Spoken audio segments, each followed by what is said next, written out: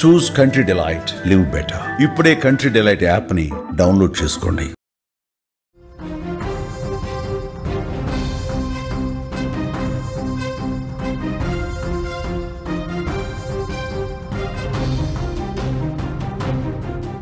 ధర్మస్థల కేసులో ఒక సంచలనమైనటువంటి ట్విస్ట్ బయటపడింది. ముసుగు వ్యక్తి ఎవరైతే ఉన్నారో ఆ భీమాని అరెస్టు చేశారు సిట్ అధికారులు.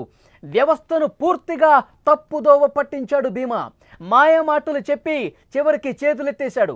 తప్పుడు ఆరోపణలతో నెల రోజులుగా అధికారులు దర్యాప్తు చేశారు. లక్షలు ఖర్చు పెట్టి మరి అతను చెప్పిన ప్రదేశంలో తవ్వకాలు చేశారు.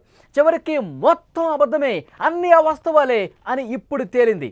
దీంతో వెంటనే చర్యలు చేపట్టారు. నిన్న రాత్రి నుంచి శనివారం ఉదయం వరకు అతన్ని విచారించారు. భీమాను విచారించారు సిట్ ప్రధాన అధికారి మహంతి. అనన్య భట్ హత్య కూడా ఈ ఉదంతంలో పూర్తిగా అవాస్తవాలు, పచ్చి అబద్ధం, ప్రజల్ని పూర్తిగా తప్పుదో పట్టించినట్టుగా సమాచారం వస్తోంది. దేశాన్ని ఒక్క కుదుపు కుదిపేసింది ధర్మస్థల కేసు. శ్రీ మంజునాథుడి క్షేత్రంలో ఇన్ని దారుణాలు జరిగాయా, ఇంత దుర్మార్గంగా ప్రవర్తించారా, ఇంతమందిని చంపేశారా అని ప్రపంచం మొత్తం కూడా అతడు చెప్పింది నమ్మి విని షాక్ అయిపోయారు.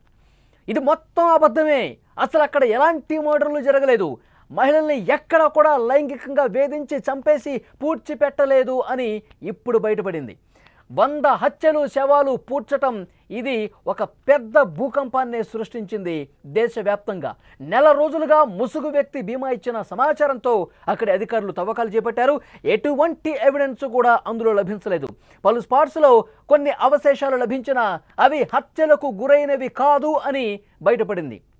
దర్యాప్తు కోసం లక్షల్లో ఖర్చు పెట్టారు. సిట్ అధికారులు, సిబ్బంది రాత్రి పగలు కష్టపడ్డారు. చివరికి ఆధారాలు, కనీసం ఒక్కటంటే ఒక్క ఆధారం కూడా లభించకపోవడంతో తప్పుడు సమాచారంతో ప్రభుత్వాన్ని, ప్రజలను తప్పుదారి పట్టించాడు అన్న అభియోగాల మీద భీమాను అరెస్ట్ చేశారు. రాత్రంతా విచారించి అదుపులోకి తీసుకున్నారు భీమాని. శుక్రవారం రాత్రి నుంచి శనివారం తెల్లవారుజాము వరకు సిట్ చీఫ్ మెహంతి ఎవరైతే ఉన్నారో అతనే రాత్రంతా విచారించారు. ఇతను చెప్పింది మొత్తం కూడా అబద్ధమే అని చెప్పి అతను ఒప్పుకున్నాడు. మాయ మాటలతో మొత్తం వ్యవస్థని మోసం చేశాడు. చివరికి ఏమీ లేదు, అసలు నేను చెప్పిందంతా అబద్ధమే, ఎవరో నా చేతిలో ఒక పుర్రి పెట్టి అధికారుల దగ్గరికి వెళ్ళి ఈ విషయాలు చెప్పని నన్ను బలవంత పెట్టారు కాబట్టి నేను చెప్పాను, నాకేమీ తెలియదు, నన్ను ఈ విధంగా చెప్పమని ప్రోత్సహించారు, నేను అసలు ఏ మహిళ మృతదేహాన్ని కూడా పూడ్చి పెట్టలేదు అని చెప్పి ఆ అధికారి ముందు అతను మొత్తం నిజాన్ని ఒప్పుకున్నట్టుగా తెలుస్తోంది. ప్రభుత్వాన్ని మోసం చేశాడు, వ్యవస్థని మోసం చేశాడు, ప్రజల్ని తప్పుదోవ పట్టించాడు. కాబట్టి అతన్ని అరెస్ట్ చేసి కటకటాల వెనక్కి పంపించారు. ప్రస్తుతం జైల్లో ఉన్నాడు ఆ ముసుగు వ్యక్తి.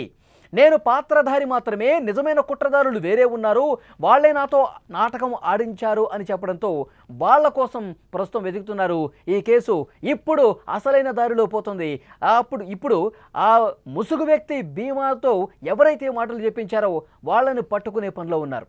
ఈ కేసులో ఇప్పుడు ఒక ఊహించని మలుపు చోటు చేసుకుంది. చాలా క్లియర్గా ఒక్కసారి మనమందరం కూడా అర్థం చేసుకోవాల్సిన విషయం, ముసుగు వ్యక్తి ఒక్కసారి వచ్చి తన బ్యాగ్లో ఒక పుర్రెని తీసుకొచ్చాడు, ఎముకలు తీసుకొచ్చాడు. ఈ విధంగా జరిగింది. 1995 నుంచి 2014 వరకు ఇక్కడ కొన్ని మహిళల చనిపోయినటువంటి శవాల్ని, వాళ్ళ మీద లైంగిక దాడి జరిగినట్టుగా చాలా స్పష్టంగా ఆనవాళ్లు కనిపించినాయి. నా చేతులతో నేనే నేత్రావతి నది ఒడ్డున, మంజునాథుడి క్షేత్రం నది ఒడ్డున నేను ఇక్కడ పూడ్చిపెట్టాను, కావాలంటే మీకు ఆ ప్లేసులు కూడా చూపిస్తాను అని అతను అన్నాడు. వాళ్ళు విన్న అధికారులు ఒక్కసారిగా షాక్ అయిపోయారు. ప్రభుత్వానికి సమాచారం వెళ్ళింది. వెంటనే సిట్ ఏర్పాటు చేశారు. అతను చెప్పిన చోటల్లా తవ్వకాలు చేశారు. మొత్తం 13 స్పాట్లో, అవి కాకుండా ఇంకొన్ని ప్రదేశాల్లో కూడా తవ్వారు. కొంతమంది కార్మికులను పెట్టుకున్నారు. తర్వాత తవ్వే యంత్రాలను తీసుకొచ్చారు. అక్కడ వాటర్ వస్తుంటే, వర్షాలు పడుతున్నాయి కదా, అప్పుడు వాటర్ వస్తుంటే వాటర్ కూడా పారదోలటానికి మోటార్స్ని పెట్టారు. ఇన్ని లక్షల ఖర్చు పెట్టి అక్కడ తవ్వకాలు చేస్తే ఆఖరికి ఇతను చెప్పిందేంటి, ఏమీ లేదు, అంతా అబద్ధమే, నేను పూర్తిగా అవాస్తవాలు చెప్పాను, నన్ను బెదిరించారు సార్, నన్ను బెదిరించారు, నా చేతిలో పుర్రె పెట్టారు, ఈ విధంగా చెప్పమన్నారు, లేదంటే చంపేస్తామన్నారు, వాళ్ళు చెప్పింది చెప్పినట్టుగా చేశాను, ఆఖరికి కోర్టులో పిటిషన్ కూడా వాళ్లే వేశారు, నాకు సంబంధం లేదు అని చెప్పి ఇప్పుడు చెప్తున్నాడు. పోలీసులు గట్టిగా అసలు ఏంటి నీ సంగతి, ఏమీ కనిపించలేదు అని గట్టిగా నిలదీస్తే నిజం మొత్తం ఒప్పుకున్నాడు. దయచేసి నన్ను వదిలిపెట్టండి, నేను మా ఊరికి వెళ్ళిపోతాను, నేను ఏ మహిళ మృతదేహాన్ని కూడా ఇక్కడ పూడ్చిపెట్టలేదు, నేను చెప్పిందంతా అబద్ధమే, నాతో కొంతమంది ఈ విధంగా బలవంతంగా చెప్పించారు సార్, ప్లీజ్ నన్ను వదిలేయండి అని చెప్పి ఇప్పుడు కాళ్ళు పట్టుకునే పరిస్థితికి వచ్చాడు ఆ ముసుగు వ్యక్తి. ఇక్కడ ఇంకొక భారీ ట్విస్ట్ కూడా ఉంది. ఇప్పుడు ఇతను ఇక్కడ తవ్వకాలు జరుగుతున్న సందర్భంలో ఈ విషయం బయటకు వచ్చినప్పుడు ముసుగు ధరించుకుని వచ్చి ఇన్ని అబద్ధాలు చెప్పినప్పుడు దీనికి ప్యారలర్గా, దీనికి సమాంతరంగా సుజాతా భట్ అనే ఒక మహిళ, ఒక వృద్ధురాలు కూడా అధికారుల దగ్గరకు వచ్చింది.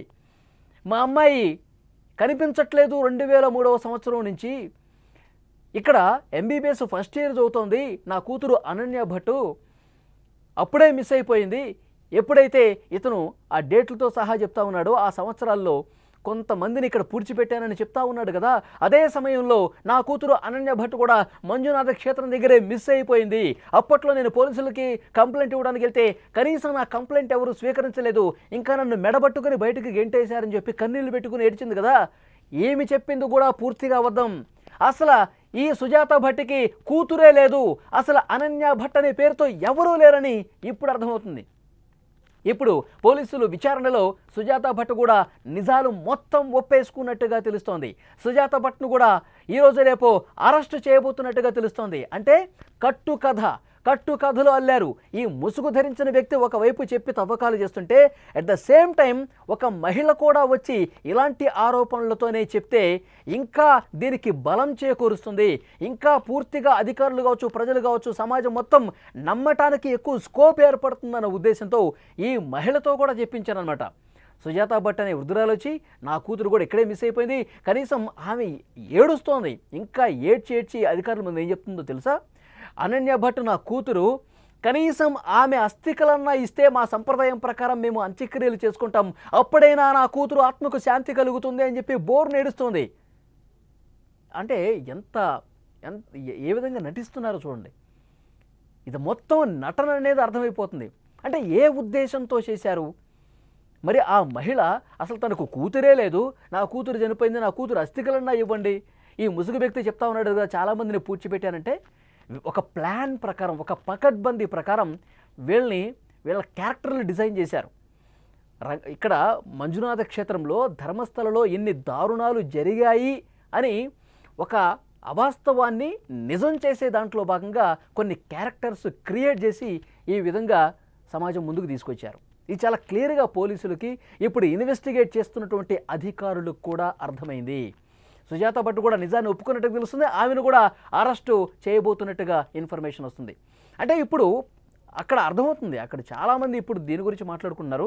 ధర్మస్థల నిర్వాహకుల్ని బద్నాం చేయడం కోసం, వాళ్ళ మీద బురద చల్లడం కోసం, వాళ్ళ మీద కోపం పెంచుకుని వాళ్ళని ఈ సమాజంలో వాళ్ళ పేరు చెడగొట్టాలన్న ఉద్దేశంతో, అసూయతో ఇది చేసినట్టుగా ఇప్పుడు నమ్మాల్సిన పరిస్థితి ఏర్పడింది.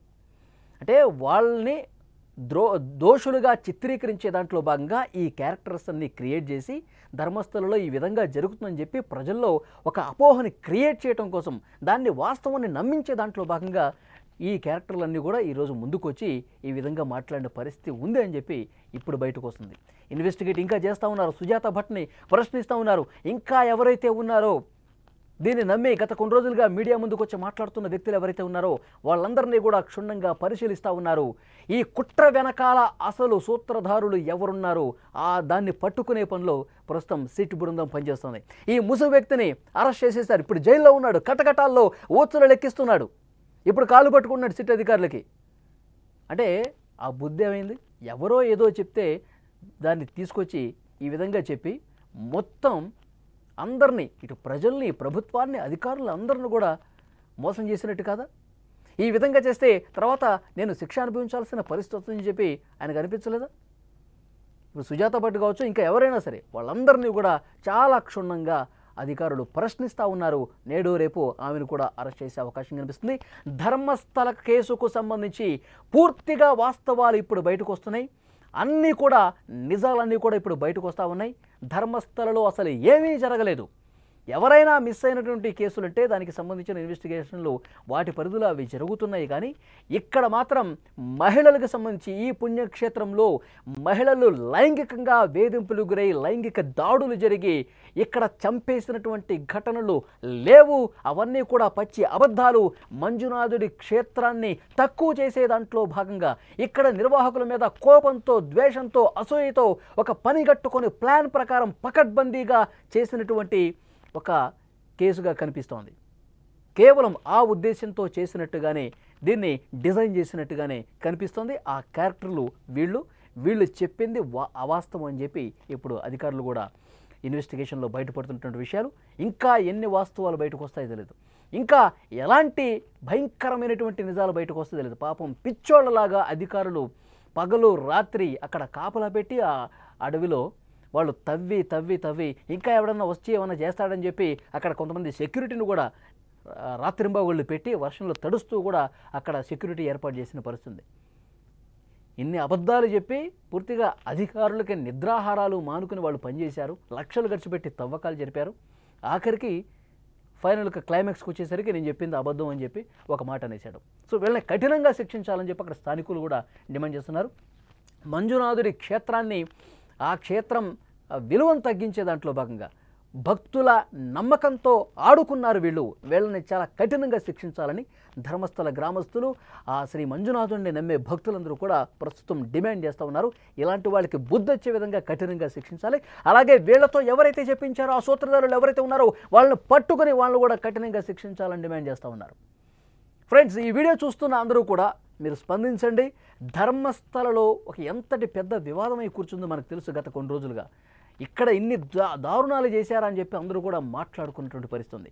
ఇప్పుడు ఇదంతా ఏమీ లేదు, అన్ని అవాస్తవాలే. ఒక కుట్రపూరితంగా ఈ ముసుగు వ్యక్తి కూడా వచ్చి అబద్ధాలు చెప్పాడని తెలిసిన తర్వాత మీకేమనిపిస్తోంది? తప్పకుండా కామెంట్ రూపంలో తెలియజేయండి.